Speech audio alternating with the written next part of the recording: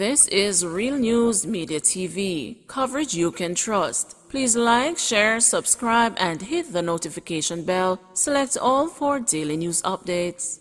Good evening, my Real News Media TV family. Welcome back to the channel for another news update for September 29, 2023.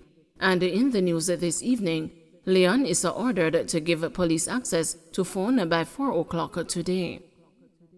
Amoy Leon Issa, the mother of 9-year-old Gabriel King, has been ordered by the Supreme Court to give investigators access to her cellular phone by 4 p.m. on Friday. The court had dismissed a claim put forward by Leon Issa as she sought to stop a production order for the phone. She had argued that allowing investigators to search the phone by way of the production order wouldn't be a breach of her right to privacy. However, today's ruling said for the investigation into her son's murder, the benefits gained from granting the production order far outweigh the breach of privacy of the claimant.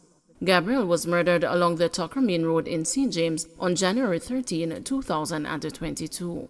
But Leon Issa had repeatedly failed to allow police investigators to search her cell phone after they indicated a desire to analyze information on the device as a part of their investigation into the killing of her autistic son after he was murdered, when she reported to the police that her car had been hijacked with the child inside.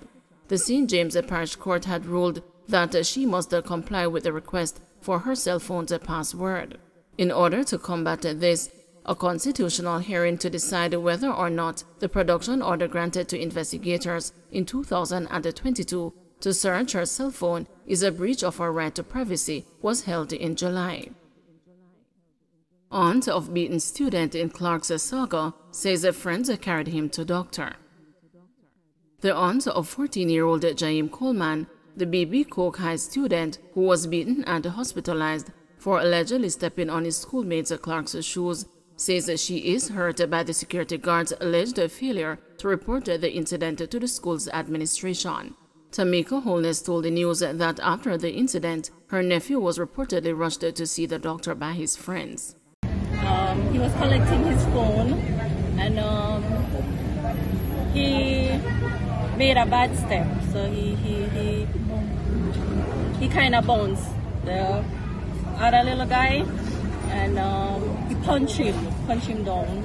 He fell, hit his head, got knocked out, and then he was stepping in his face. Yeah, it's very sad to see that you can send your kids to school and to get a phone call like that. What hurt most of all is that the securities at the gate, they didn't report it to the teachers or the principal. It's Jahim's friends that had to walk with him, pick him up and walk with him through Junction Town and all that to bring him to Dr. T's. And trust me, that's really sad.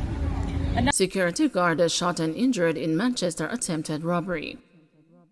A 57-year-old security guard was shot and injured during an attack on an Atlas security team in New Forest, Manchester on Thursday evening. A police report said about 6:14 p.m. the man and another security guard were collecting money from business places in New Forest when they were attacked by gunmen in a black motor car as they left a supermarket. The 57-year-old guard sustained a gunshot wound to the head. A senior police source said the guard was grazed by the bullet. The police said no cash was stolen and the gunmen made their escape. The injured man was taken to hospital by his colleague. He has been admitted for treatment. Later Thursday, detectives processed the scene along the New Forest Main Road.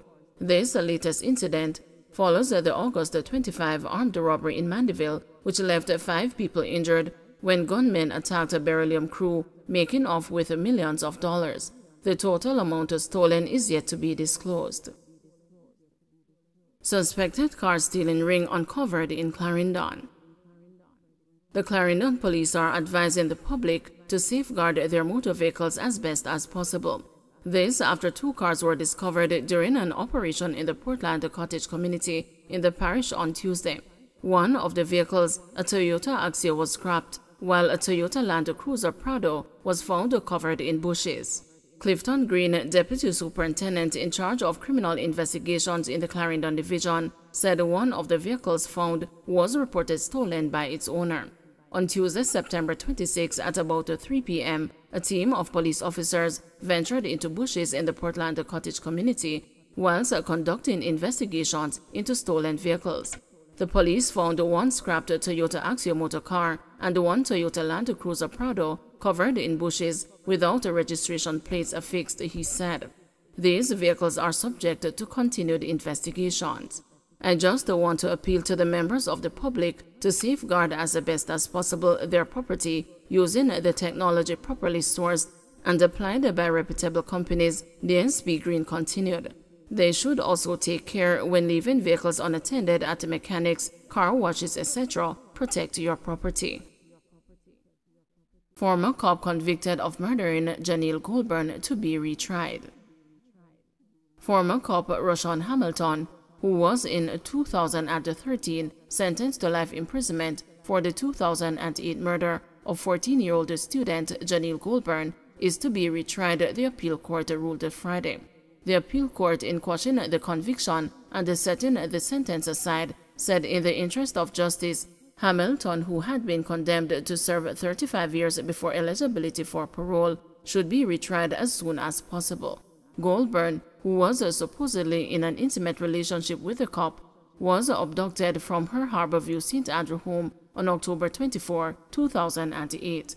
Evidence was given during the trial that Hamilton confessed to a cellmate that he shot the girl and dumped her body at the sea. Murder conviction overturned for St. Anne resident in death of mentally ill man. A member of a St. Anne family who were convicted for stoning and then chopping a mentally ill man to death has been freed arising from identification evidence. Dwight Dean, 42, was acquitted of murder on Friday after the Court of Appeal upheld a legal challenge to his 2018 conviction. He was serving a 20-year prison sentence and was ordered to serve 12 years before he was eligible for parole. The court has reserved its decision in the appeals filed by his father, Joseph Dean, 74, mother, Velma Dean, 70, and the brothers Richard and Jermaine Deans against their convictions and sentences. The mentally ill man, Stanley McLean, 29, was killed following accusations that he stole a piece of electrical cord from the Dean's home in Coltart Grove, St. Anne in July 2007. His frail elderly father, Audley, testified during the trial that he watched as Velma Dean directed two of her sons to stone a house where Stanley went to hide after reportedly stealing the electrical cord. Late attorney at law Ernest Smith, who represented the family during the trial, insisted at the time that the family would challenge verdicts and punishments. I am 100% confident that the learned judges of our Court of Appeal will allow the appeal and set aside the convictions and the sentences, he told the news during a 2018 interview. Dwight Dean was freed after the panel of 3 appeal court judges agreed with his attorney Kemar Robinson that the identification evidence was not sufficient for him to be found guilty of murder in circumstances where he indicated during the trial that he was not present when McLean was killed. Don't forget to like, share, subscribe, and hit the notification bell. Select all for daily news updates.